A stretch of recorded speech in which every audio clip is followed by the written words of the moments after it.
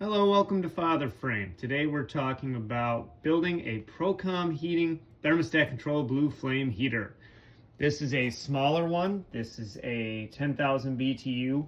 It is designed to be mounted to a wall, or it can use freestanding feet, which I need to use. If you come around the back, you can see there's a wall mount hinge. Pretty straightforward, nothing too crazy. This one is set up for propane, and disclaimer, everything we do should be done by a qualified gas technician. I am not that. I am the furthest thing from qualified, but we're gonna do it anyways. Now, my method is to be hooked up to a 20-pound tank. These are the instructions to make it a more permanent setup. I need mine to free float because I'm not gonna have it on grid. So we're not going to follow this guide exactly. Instead, we're going to be using one of these, which is a 12-foot regulator kit.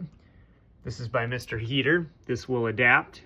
You have to have a special regulator in order for this to work. You cannot use just a general propane grill one because the pressure is actually too high for the heater.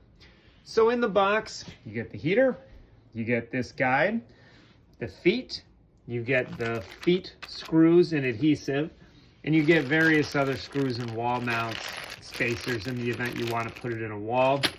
I guess the best place for it is on the wall, but we are not going to be able to apply that. General guide in every language known to man.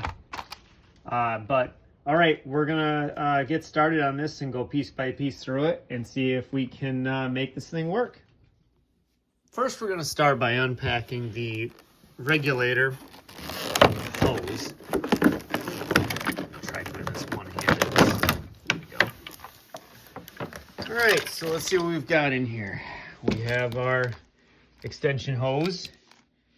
We've got, oh, they've already got tape on it. The female end and the male end ready to go. We have the two-piece regulator. Okay, so it's vented. You've got your in and your out. We have a couple different adapters and an elbow. This is most likely to go up in the heater. And we've got a straight piece. I'm assuming this is going to be for the side on the other one. And this is where we're gonna tie in the, this is gonna be the propane tank side.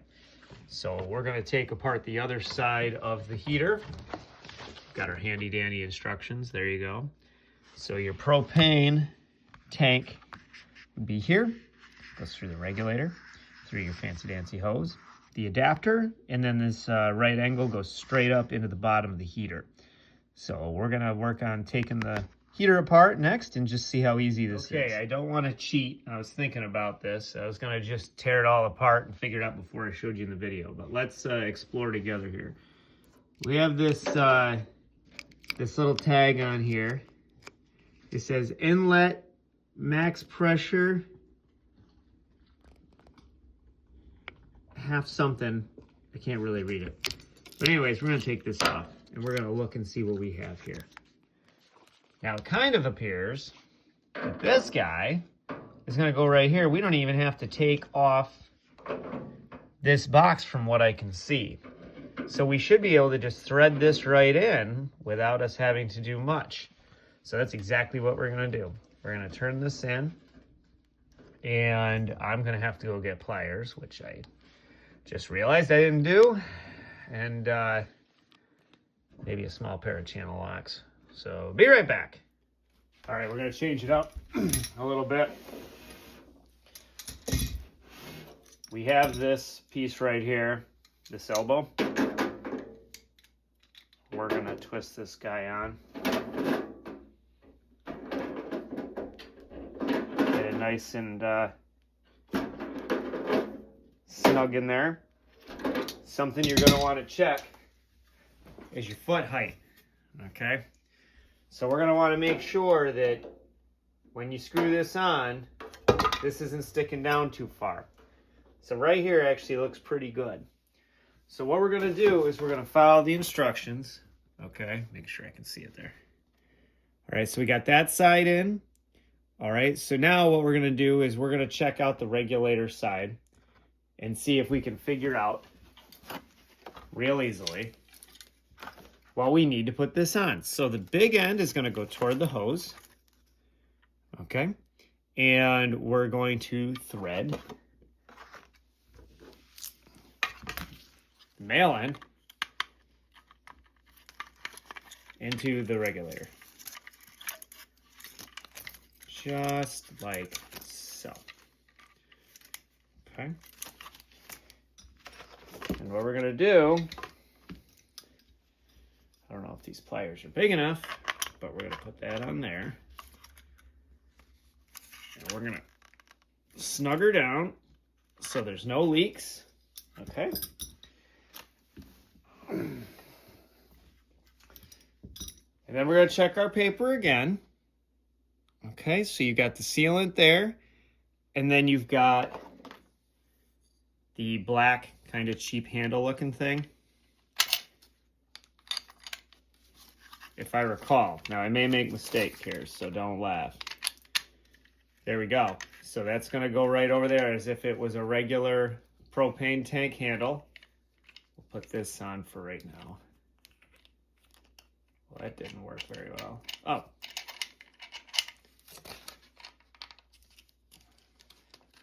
Okay. I don't know if you see this. There. So the handle's on. This is on. This is tightened down. Now let's check again. And it looks like we're going to need this fitting. Okay. So this is the flared. I'm sorry if I'm not showing you guys, if I made a mistake there. But you're going to need this fitting. Okay. The sealant side is going to go in here.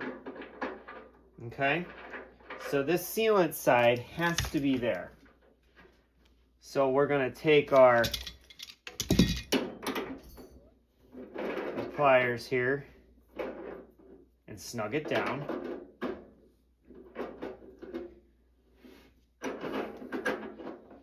People, sometimes I get the question of why do you bother making videos like this? You know, they're not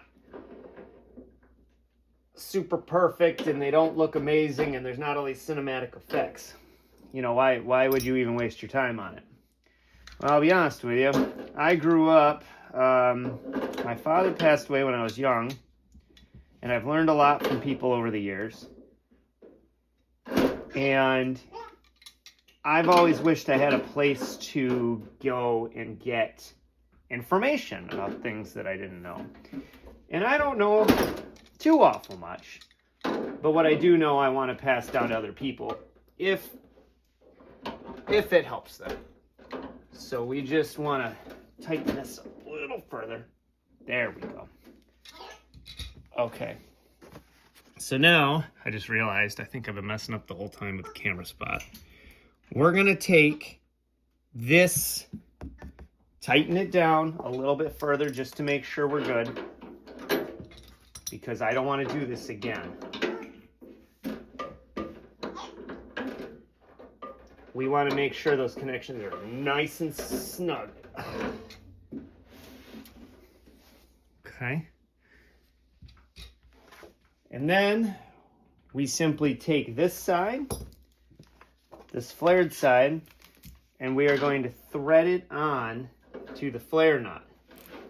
So just in case you weren't sure, it's the female end, goes on the flare knot. So we just twist this on. Okay. And then we're going to take these.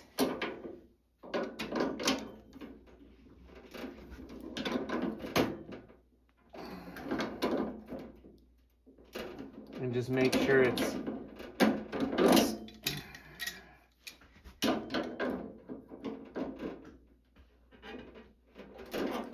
nice and snug on there, which it is. Okay. So it looks pretty good. We've got hose, regulators together, the tanks together. So now we just have to put the feet on. So this part should be pretty simple. We're gonna take this apart and maybe.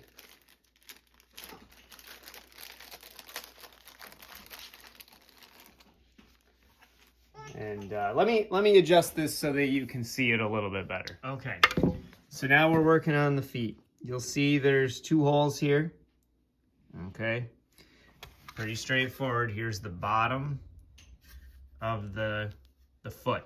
It is very important to know that the long end should be facing the front of the heater.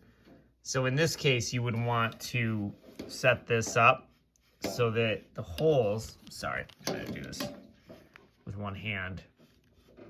The little hole here is gonna line up with this hole, and it will obviously line up there. So I'm gonna assemble this because you don't really need to watch me screw this in. All right, so now we got the feet on. Just little screws there. And we're gonna set it up, and we're gonna see how it looks.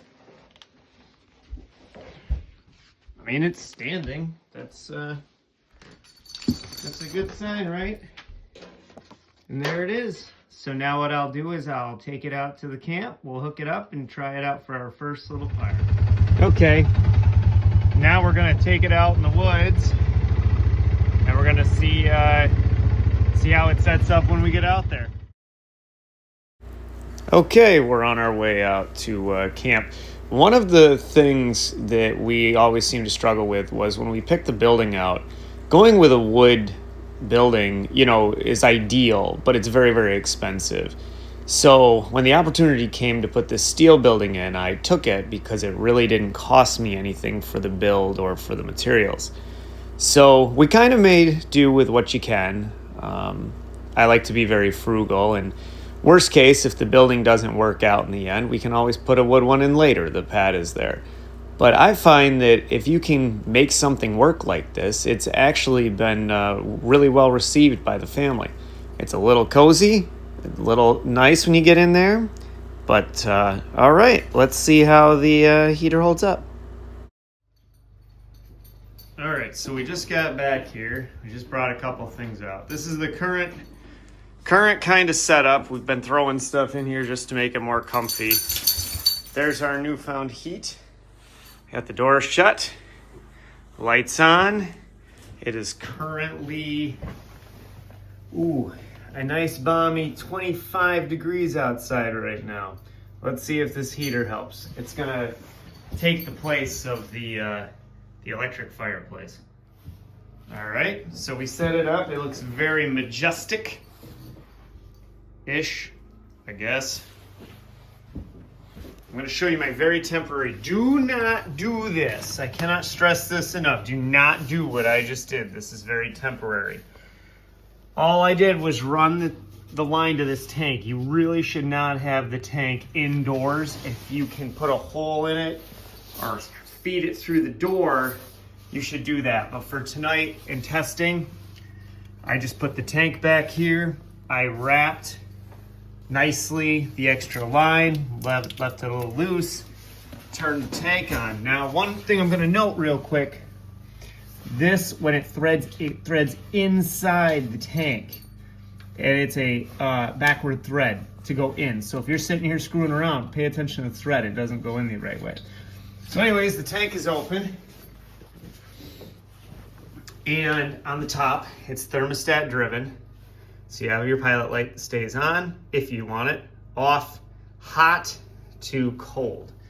So what we're gonna do is we're gonna put it over to pilot and you hold it down. And what it's gonna do is it's gonna get rid of all of the air that's in the line. If I can do this two-handed or one-handed.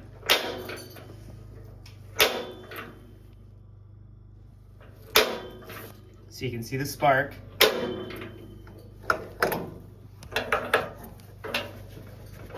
hard to do this two-handed.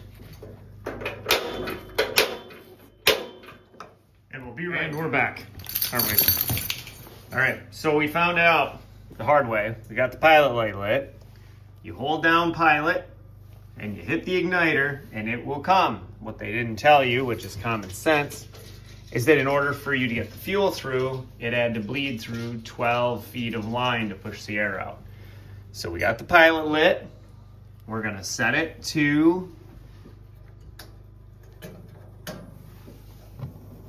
we're gonna put it on 3, and we have a fire. So right now, it's 26, 27 degrees in here. My buddy and I are we're gonna probably set up a fan and see how it works.